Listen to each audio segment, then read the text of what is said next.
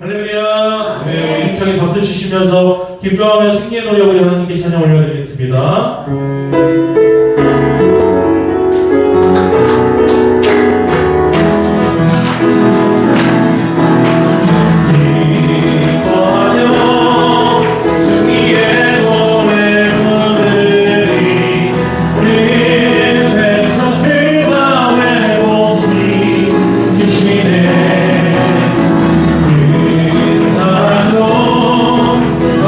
었던 자모와 지장하며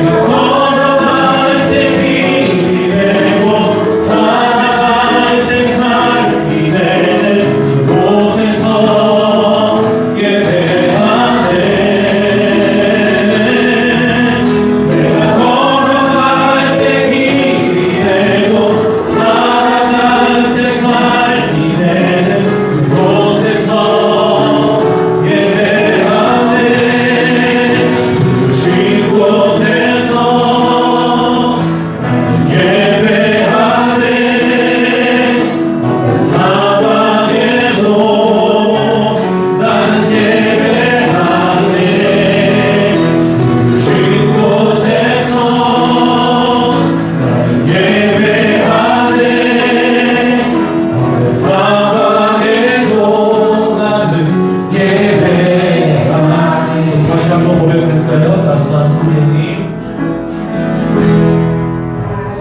따스한 성령님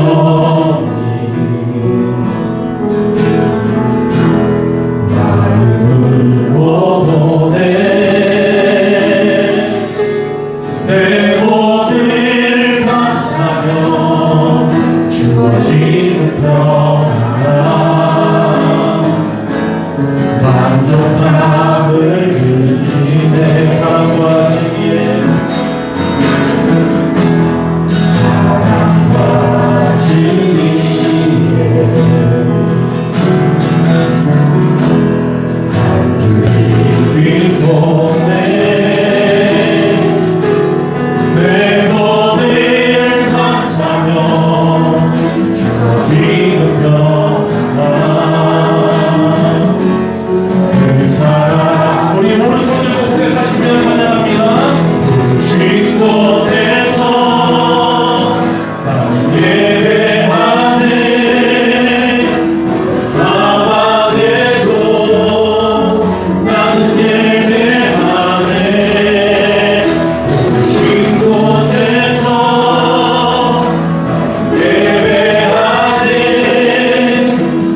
사방에도 나는 예배하네.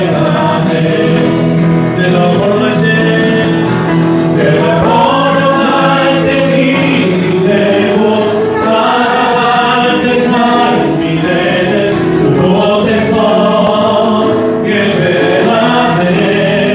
주만 내가 걸어갈 때 힘이 되고 살아갈 때 삶이 되는 그곳에서 예배하네.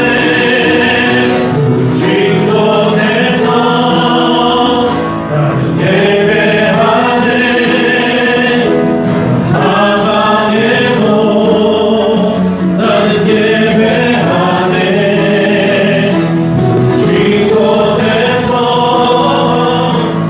예배하네. 사방에도 나는 예배하네. 우리 함께 기도해.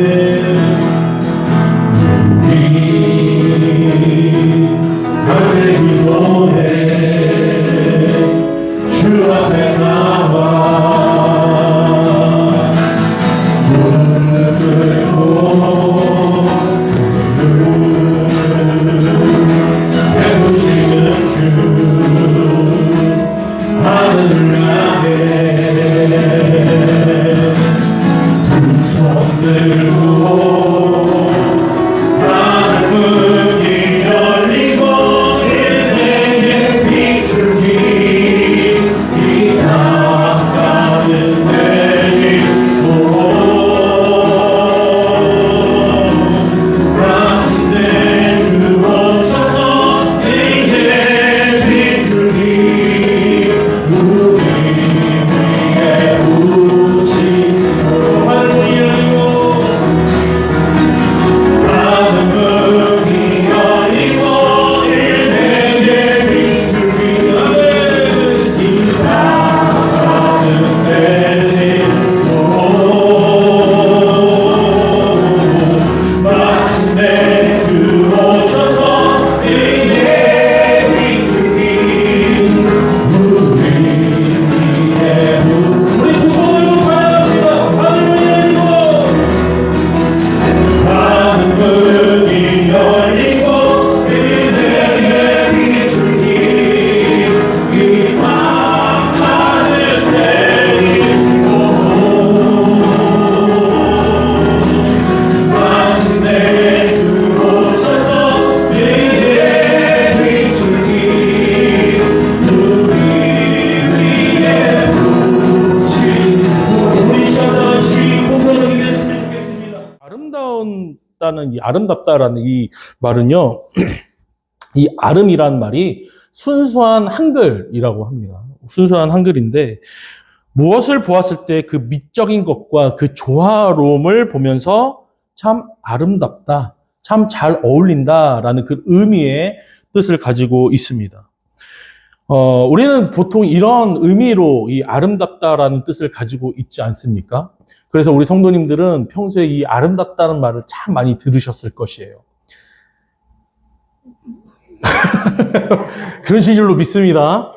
예. 근데 이 아름답다는 이 단어가요, 여러 가지 의미가 있다고 합니다. 그러니까 정확한 의미는 그 국어사전에서도 이게 발견되지가 않는데요. 이게 어떠냐면, 아름이 뭐, 안다라는 그런 의미도 있고, 아름, 이렇게, 안다라는 그런 의미도 있고, 이 아름이 또, 나라는 그런 의미도 가지고 있다고 합니다.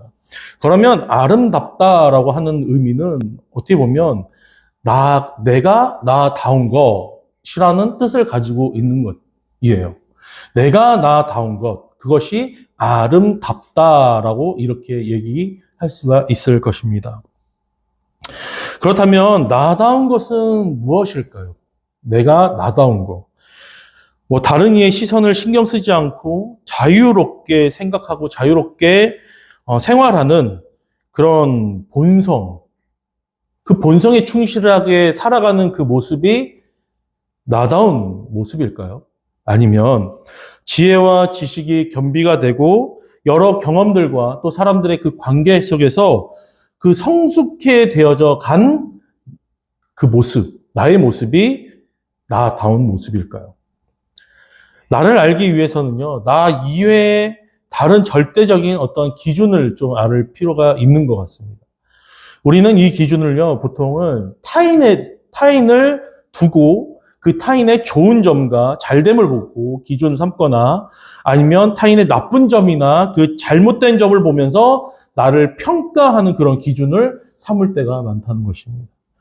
그러면서 나 스스로를 알아갑니다. 아, 내가 저 사람보다는 이것이 더 낫지. 저 사람은 이런 부분이 있네. 나는 저렇게 못하는데 라고 하면서 자신을 이렇게 평가를 하면서 내가 어떠한 사람인지 알아간다는 것입니다. 그렇게 나를 알아갑니다. 알면 알수록요, 힘든 것은요, 어쩔 때 보면 정말 나라는 사람에 대해서 막 이렇게 자신감이 막 생기고 또 나에 대해서 막 잘했다 칭찬을 해줄 만큼 그런 자존감이 높아져야 하는 것인데 이상하게 이 세상의 사람들과 이 세상에 잘 나가는 사람들과 살아가는 사람들을 듣고 나를 비교해 보면 점점점 자존감이 떨어질 때가 많다는 것입니다. 다른 사람보다 못한 그 인생, 그 나라는 사람의 또 자격에 대해서도 고민이 될 때가 있다는 것이에요. 내가 맡고 있는 그 직함이나 그 직위가 나를 이야기하는 것도 아니고 또 내가 속해 있는 그런 삶의 모습이 또 내가 가지고 있는 어떠한 물질적인 규모가 나를 이야기하는 것이 아닙니다. 도대체 나를 나답게 하는 것, 내가 나다운 것은 무엇일까요?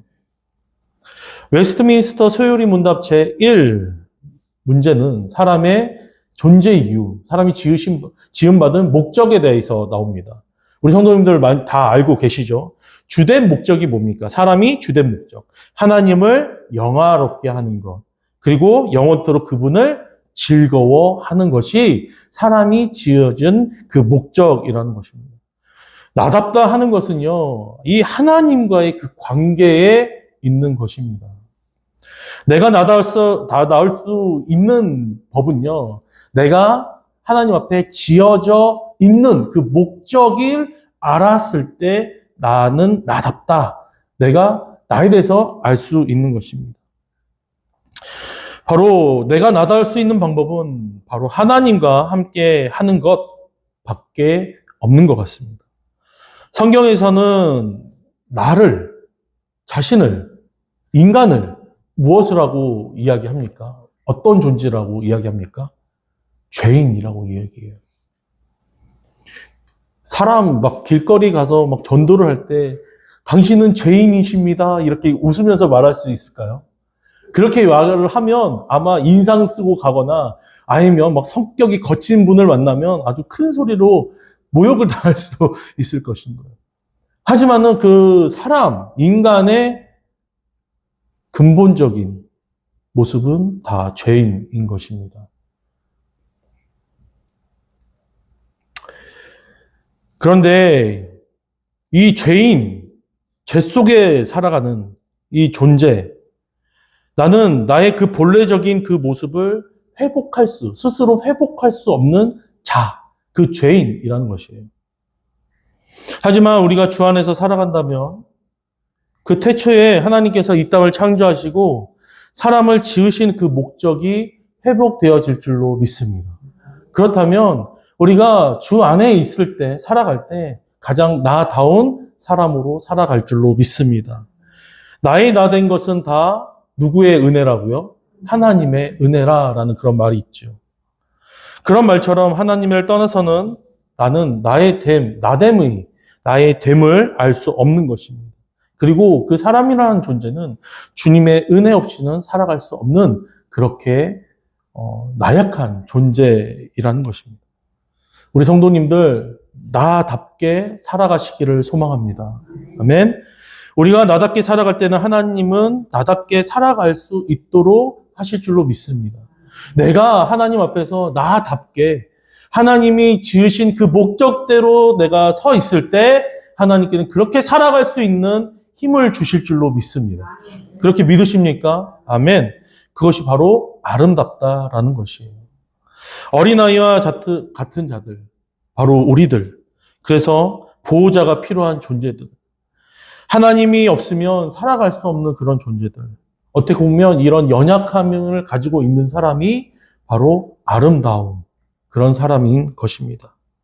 사랑하는 성도 여러분, 자신의 연약함을 알고 주님을 붙드시고 주님의 말씀을 의지하면서 살아내시는 우리 성도님들 되시기를 축복합니다. 아멘.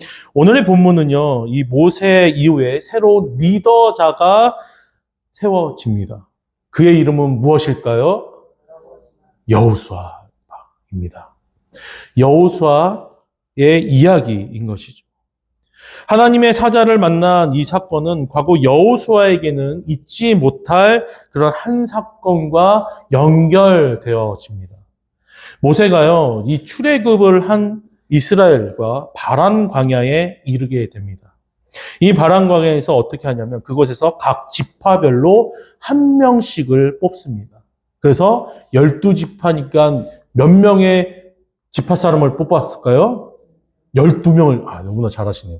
12명을 뽑았어요. 목적이 뭐냐면요, 이제 앞으로 가야 할 그 가나안 땅을 정탐하기 위해서 이 12 정탐꾼을 선발하였습니다. 그곳에서 모세는요, 그 정탐꾼들에게 명령을 합니다. 민수기 13장 18절부터 20절 말씀인데요. 그들이 수집하고 가져와야 할 그 정보에 대해서 이야기를 한다는 것이에요. 명령을 한다는 것입니다. 제가 읽어드리겠습니다. 그 땅이 어떠한지 정탐하라. 그 땅에 거민이 강한지 약한지 많은지 적은지와 그들이 사는 땅이 좋은지 나쁜지와 사는 성읍이 진영인지 산성인지와 토지가 비옥한지 메마른지 나무가 있는지 없는지를 탐지하라 라고 이야기해요. 그러면서 모세가 덧붙입니다. 담대하라. 뭐 하라고요? 담대하라. 또 그 땅의 실과를 가져오라 하니 라고 기록되어 있습니다. 모세가 이들을 보낼 때요, 여러 가지 명령을 한 것이에요. 그 40일 동안 그들이 숨어서 두루 다니면서 그곳에 그곳이 어떠한 곳인지 정탐해야 했습니다. 모세는 그런 힘든 길을 가는 그들에게 이렇게 이야기하는 것이에요. 담대하라. 12명은 정말 그 맡은 그 사명을 지키기 위해서 그 땅을 두루 살핍니다. 며칠 동안요? 40일 동안. 40일 동안 그곳을 계속 정탐합니다. 40일이 흐른 후에 그들은 가나안에서 2명이 들고 온 포도송이가 달린 그 가지와 그리고 석류와 무화과 등 그곳이 얼마나 기름지고 좋은 땅인지를 보여주기 위해서, 증명하기 위해서 그곳에 있는 과실들을 가지고 돌아왔습니다. 12명의 정탐꾼이 돌아왔을 때 모세에게 또 많은 회중들에게 보고를 합니다. 그 보고할 내용이요, 2가지로 나눴어요. 그 10명이 보고한 것과 이 2명의 의견이 참 달랐습니다. 상상을 한번 해보세요, 성도 여러분. 엄청 큰 포도송이들, 석류와 무화과, 또 그곳이 얼마나 기름진지 증명하는 그런 과실들을 가지고 왔을 때 우리 성도님들이 그거를 보았다면 어떤 마음이 드셨을까요? 어떻을까요? 먹고 싶다. 기대감이 들지 않을까요? 와, 우리가 들어갈 그 땅이 정말 하나님께서 말씀하신 것처럼 젖과 꿀이 흐르는구나. 이 탐스러운 과일들을 봐봐. 우리도 이것을 소유하게 될 것이고, 우리가 가질 것들이 이렇게 천지에 널려 있겠구나. 너무나 기대와 소망이 넘치지 않겠습니까? 그런데요, 그 10명이 말합니다. 우리는 능히 올라갈 수 없습니다. 그곳에는요, 강한 거주민이 살고 있고요. 성읍도 견고하고 심이 크고 난폭한 안악 자손들이 살고 있어요. 갈렙은 모세와 회중들에게 또 말합니다. 그 땅을 취하자. 능히 이기리라. 하지만 같이 올라갔던 그 10명은 이렇게 말하는 것이에요. 우리가 가면 다 죽는다. 또 갈렙이 이야기합니다. 우리에게 허락한 땅이다. 우리는 능히 이길 수 있다. 하지만 10명은 또 부정적인 이야기만 하는 것이에요. 우리는 능히 올라가서 그 백성을 치지 못할 것이야. 그들은 우리보다 강합니다. 우리는 그곳을 함락할 수 없습니다. 그들이 한 정탐에 대해서 악평을 하는 것입니다. 담대함으로 정탐을 나갔던 그 12명의 정탐꾼들은요, 그 40일 동안 보고 목격한 것들에 대해서 이렇게 두 패로 나누어서 부정적으로 그리고 긍정적으로 보고를 하는 것입니다. 이스라엘 백성들이요, 처음에 이 과실들을 보면서 기대가 찼지만은 그 10명의 정탐꾼들이 한 그 이야기를 듣고 마음이 어땠을까요? 겁이 났어요. 그래서 우리 돌아가자. 저 모세, 여호수아, 갈렙 다 돌로 쳐고 우리 앞에 인도자를 한 명 또 뽑아서 우리 다시 애굽으로 돌아가자. 이렇게 이야기를 합니다. 10명의 시선은요, 그 땅에 살고 있는 그 거류민들, 그 규모를 보면서 점점 마음이 약해졌습니다. 담대하지 못했습니다. 하지만 2명의 시선은요, 하나님께서 말씀하시고 약속하셨던 그 땅을 보면서 점점 더 그 마음이 담대해졌어요. 더욱더 커져갔습니다. 그리고 희망적이었어요. 그들에게는요, 거류민이 그곳에 살고 있던 사람들이 어떠한 사람인지 상관이 없었다는 것이에요. 하나님께서 함께 하시니 능치 못할 것이 없다라는 그런 믿음이 그들 안에서 충만했습니다. 그래서 하나님께서 주시기로 했던 그 땅을, 주시겠다 하는 그 하나님의 그 말씀을 믿었고 순종하면서 나아갈 수 있었다는 것이에요. 그 땅은요, 이스라엘의 그 완전한 소유가 될 것이라는 그 마음이 그 2명의 마음속에는 넘쳐났다는 것입니다. 하지만요, 이 백성들은 이 2명의 소리에 귀 기울이는 것이 아니라 10명의 악평을 듣고 이들을 죽이겠다 이야기를 하는 것입니다. 하나님의 약속은 그들의 마음에서 사라져 버렸습니다. 그들의 마음은 약해졌고 결국에는 하나님을 원망하는 입술에 고백을 했습니다. 하나님은요, 그 믿음이 없는 이스라엘 백성들을 책망하셨고 그들에게 40일 동안 정탐했던 그 하루를 1년으로 해서, 그럼 몇 년이 되죠? 1번 40년, 2번 40년, 3번 40년입니다. 몇 년이 됐습니까? 40. 역시 너무나. 하루를 1년 계산해서 40일 동안 정탐을 했으니까 이게 40년 동안.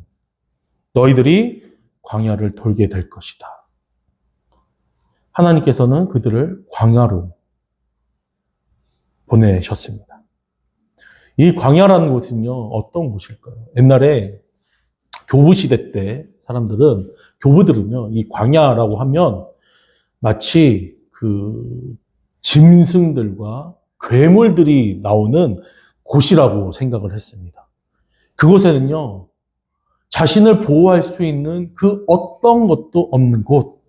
그래서 나가면 뭐 하는 곳? 죽는 곳이라고 교부들은 생각을 했습니다. 광야를 우리 성도님들 한번 상상해 보십시오. 그곳에 무엇이 있겠습니까? 혹시 광야에서 생활해 보신 분이 계십니까? 없으시죠? 없으신 게 다행인 줄로 믿습니다.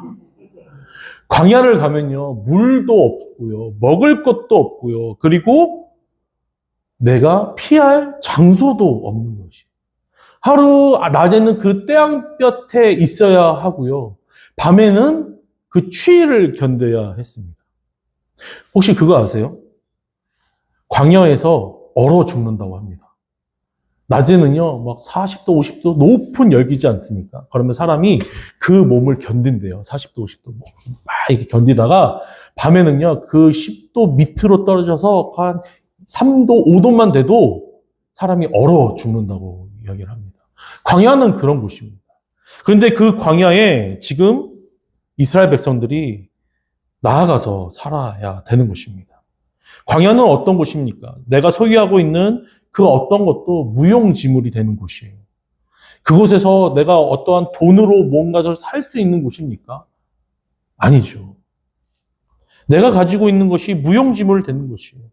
내가 걸치고 있는 이 옷조차도요, 막 그 더운 열기에 해지고 닳아지고 하는 곳이 바로 그 광야라는 것입니다. 하나님께서는 이 40년짜리 광야 학교에요, 이들을 보내셨습니다.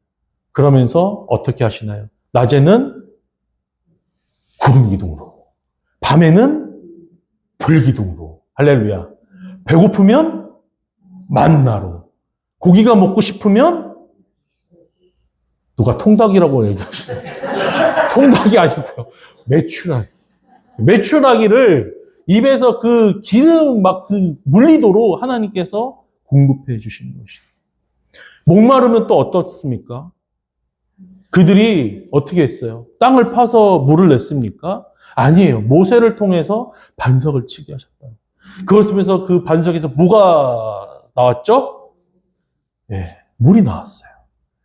그러면 이 40년 동안 그들은요, 결국에는 자신의 힘으로, 자신의 능력으로 살아가는 것이 아니라 누구의 인도하심과 누구의 보살핌으로 살아가는 거니까, 할렐루야, 하나님의 인도하심과 그 보살핌 속에 살아내야 하는 것입니다.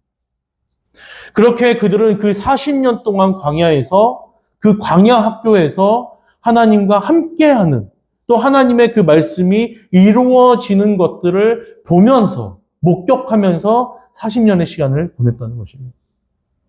그런데요, 이전에 출애굽 1세대들은요, 출애굽한 그 1세대들은 어떻게 됐습니까? 모두 죽었습니다. 광야에서 살아남지가 못했어요. 그리고 광야 세대, 즉 출애굽, 이 광야에서 태어난 2세대들만이 가나안 땅에 들어가게 됩니다. 출애굽 1세대들은요, 인도자 그 모세와 함께 광야에서 죽었습니다. 광야에서 1세대 중에 유일하게 살아난 사람이 누구냐면 여호수아와 갈렙밖에 없었어요. 이들과 지금 2세대들이 지금 어디에 있습니까? 가나안에 들어가는 그 목전에 있는 것이에요. 그리고 이스라엘의 두 번째 리더인 여호수아, 그 여호수아에게 지금 하나님이 나타나신 것입니다. 그리고 다시 한번 약속하십니다. 3절에 너희가 밟는 모든 땅을 내가 너희에게 주었더니라고 얘기해요. 뭐라고 얘기합니까? 우리 읽어볼까요? 시작. 내가 모세에게 말한 바와 같이 너희 발바닥으로 밟는 곳은 모두 내가 너희에게 주었노니. 할렐루야. 우리가 이 말씀을 잘 살펴보셔야 돼요. 내가 너에게 주었노니라고 얘기해요. 내가 너에게 주겠다가 아니에요. 이미 과거에 너에게 허락된 곳이에요. 내가 너희에게 주었노니. 이미 소유권이 이전되었다는 것을 알려주시는 것입니다. 그리고 5절 말씀에 너희를 뭐 하는 자가 없겠다고요? 5절을 한번 보실까요? 읽어볼까요? 시작. 내 평생에 너를 능히 대적할 자가 없으리. 할렐루야. 뭐라고 얘기합니까? 너희를 대적할 자가 없을 것이다. 내가 모세와 함께한 것처럼 너와 함께하고 떠나지 않을 것이다. 라고 말씀하시는 것입니다. 6절 말씀 한번 보겠습니다. 6절에서는 또 뭐라고 말씀하십니까? 강하고 담대하라. 할렐루야. 너는 내가 그들의 조상에게 맹세하여 그들에게 주리라 한 땅을 이 백성에게 차지하게 하리라 라고 얘기해요. 강하고 담대하라. 이 땅을 너에게 주리라. 허락되었다 라고 말씀하십니다. 그리고 주리라 한 이 땅을 차지하게 하겠다 라고 말씀하시는 거예요. 이미 너희 거야 라고 말씀하시는 거예요. 이제 40년 동안의 그 연습은 끝났습니다. 이제 가나안 땅에 들어가는 믿음의 실전이 다가온 것입니다. 40년 동안 하나님을 경험했던 그것이요, 이제 가나안 땅에 들어서 그것이 실전으로 다가오게 된 것입니다. 40년 전에 모세가 정탐꾼을 보내면서 말했던 것처럼 담대하라고 여호와 하나님께서 여호수아에게 명령을 하십니다. 그리고 7절에 나의 종 모세가 내게 명령한 율법을 지켜 행하고 우로나 좌로나 치우치지 말라라. 그러면 형통하리라 라고 말씀하십니다. 8절 말씀에 이 율법책을 내 입에서 떠나지 말게 하며 주야로 그것을 묵상하라 라고 얘기해요. 그 안에 기록된 대로 다 지켜 행하라. 그리하면 내 길이 평탄하게 될 것이며 내가 형통하리라. 할렐루야. 믿으십니까? 그러면서 순종의 실전을 이야기하시는 거예요. 뭐의 실전이라고요? 순종의 실전. 이제 그것들을 하나님의 말씀대로 살아가는 그 실전이, 그 말씀에 순종하는 그 실전이 이제 앞에 다가오게 된 것입니다. 가나안 땅에 들어간다고 만사오케가 아니었어요. 가나안 땅에 들어간다고 해서 모든 것이 행복할 줄 알았는데 그것이 아니었습니다. 그들 앞에 놓여진 것이 무엇입니까? 여리고성이 있고요. 그 가나안에 그 족속들이 있었어요. 그들이 40년 전에 벌벌 떨었던 그 사람들이 그대로 남아 있다는 것입니다. 그렇다면 이들은 이제 이 가나안 땅에 들어가서 어떻게 합니까? 정복을 해야 나가는 거예요. 그게 쉬울까요? 어려울까요? 어려울 거예요. 어려울 거예요. 어쩌면 불가능한 일일 수도 있습니다. 하지만 하나님께서 뭐라고 말씀하십니까? 강하고 담대하라. 그리고 이 땅은 이미 너희에게 주었다. 그 어떤 것들도, 그 가나안 땅에 사는 그 어떤 민중도 너희들을 해할지 못할 것이다 라고 이야기하는 것입니다. 아직 이미 일어나지 않았지만은 이미 하나님께서는 이스라엘 백성의 승리를 이야기하고 계신 줄로 믿으시기를 소망합니다. 그러면 이스라엘 백성들을 해야 될 것이 무엇일까요? 무엇일까요? 순종이에요. 그곳에 가서 담대하라 하였으니 강하고 담대하게 나아가는 것이에요. 그럴 때 그들이 목격하게 될 것입니다. 하나님께서 살아계시고 광야에서 하신 것처럼 이 가나안 땅에서도 인도하시고 이끌어 주실 것을 목격하게 된 줄로 믿으시기를 소망합니다. 40년 전에 홍해를 건너면서 시작된 그 광야 생활은 이제 눈앞에 요단강을 건너면서 끝나는 상황이 있습니다. 홍해의 마른 땅을 건너듯이 이제 요단강에서의 그 마른 땅도 건너게 될 것이라는 거예요. 여호수아 5장 12절에 말을 합니다. 또 그 땅에 소산물을 먹은 다음 날에 만나가 그쳤으니 이스라엘 사람들이 다시는 만나를 먹지 못하였고 그 해에 가나안 땅의 소출을 먹었더라. 광야에서 먹었던 만나는 이제 끊어졌습니다. 광야에서의 그 믿음과 순종의 훈련장에서 먹던 음식은 이제 그쳐졌습니다. 가나안 땅에서 이제 직접 농사를 지으며 새로운 은혜로 살아가야 그 삶이 시작되는 것이에요. 삶의 모습은 바뀌었다고 절대로 바뀌지 않는 것이 있습니다. 그것은 무엇입니까? 여호와 하나님의 약속에 있습니다. 내가 밟는 모든 땅 가운데, 너의 삶의 모든 처정 가운데 내가 함께하고 있다. 임마누엘 하나님의 그 약속이 그대로 남아져 있다는 것이에요. 사랑하는 성도 여러분, 오늘도 하나님 우리의 삶 가운데 계십니다. 살아 계십니다. 믿으십니까? 우리가 어떤 삶의 모양에 직면해 있을지라도 강하고 담대하라고 하나님께서 말씀하시는 것이에요. 나는 너의 하나님이라고 우리에게 약속을 하셨습니다. 사랑하는 성도 여러분, 강하고 담대하시기를 소망합니다. 지금 광야 같은 삶을 살아가고 계십니까? 걱정하지 마세요. 우리에게 가나안 땅을 준비해 놓으신 하나님이 계십니다. 할렐루야. 광야의 삶을 사는 것 같아서 낭만과 좌절과 그런 아픔 가운데 살아가고 계십니까? 걱정하지 마십시오. 그곳에는요, 친히 불기둥으로, 구름기둥으로 인도하시고 때에 따라서 만나와 메추라기로 먹이시고 신발을 닳지 않게 하시고 옷이 헤어지지 않게 하시고 마실 물을 주시는 하나님이 함께하고 계시다는 것을 믿으시기를 소망합니다. 할렐루야. 지금 광야의 삶을 살고 있다면 그것은 훈련의 때예요. 하나님께서 허락하신 훈련의 때입니다. 내가 재수 없어서 만난 그런 상황이 아니고요. 내가 정말 억울하게 만난 그런 상황이 아니라 하나님을 만나고 체험하는 그런 훈련의 때임을 믿으시기를 소망합니다. 훈련의 때가 좋은 게 뭔지 아세요? 하나님이 살아계심을 더욱더 많이 체험을 할 수 있다는 그런 상황 가운데 있다는 것이에요. 믿음의 훈련, 순종의 훈련, 이 훈련을 잘 마친다면 가나안의 기름진 것으로 하나님께서 주실 줄로 믿습니다. 아멘. 믿음의 소망을 가지고 주님을 바라보십시오. 그리고 하나님의 말씀에 순종하면서 살아내시기를 소망합니다. 내가 너의 하나님 되겠다라는 그런 약속을 이미 하셨어요. 그러면 내 삶이 가나안 땅이든 광야 땅이든 그 하나님의 약속은 변함이 없는 것입니다. 그걸 믿어 의심치 않고 살아가시기를 소망합니다. 그리고 훈련 중에서도 실전에서든지 실패와 두려움이 있지 않기를 소망합니다. 실전에서든 훈련 중에서든요, 그 실패한다 하더라도 우리의 시선과 마음은 오직 하나님께로만 두시기를 소망합니다. 주 안에 있기를 소망해요. 내가 실전이든 훈련이든 하나님을 떠난 그런 삶을 산다면 그거는 완전히 실패한 삶이에요. 하지만 주 안에서 그럼에도 불구하고 살아간다면 그거는 실패하지 않은 삶이고 승리한 삶인 줄로 믿습니다. 아멘. 우리의 시선과 마음은 오직 여호와 하나님께 두시기를 소망합니다.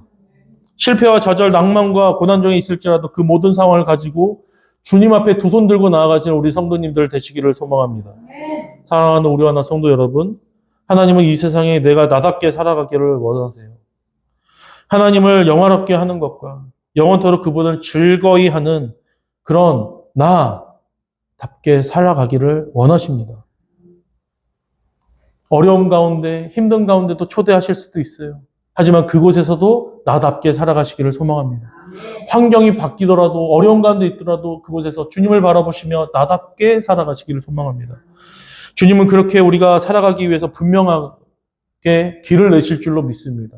오늘도 우리에게 말씀하십니다. 강하고 담대하라. 내가 너와 함께하고 있다. 이 말씀이 믿어지십니까? 붙잡고 나아가시기를 소망합니다. 어려움과 힘든 가운데 있으십니까? 외롭고 고달픈 가운데 있으십니까? 육신의 연약함 가운데 있으십니까? 주님께서 함께 하십니다. 주님을 붙잡고 나아가시기를 소망합니다. 강하고 담대하십시오. 좌절하지 마십시오. 실망하지 마십시오. 주님을 바라보십시오. 주님과 함께 하십시오. 그럼 우리 하나 되기를 소망합니다. 축복합니다. 그러면 일하시는 주님을 목격하게 될 것입니다. 주님과 함께 하시는 아름다운 성도님들 되시기를 주의 이름으로 축복합니다. 찬양하시겠습니다.